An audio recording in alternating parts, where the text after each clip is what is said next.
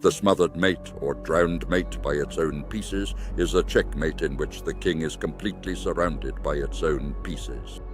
It has no escape squares because its own forces are blocking all the exits. It's one of the most aesthetic and forceful tactical patterns in chess. Imagine a position where the enemy king is in the corner, protected by pawns. The queen gives check, forcing the king to remain trapped. Then comes the key move, knight to f7 check, forcing the king to move again.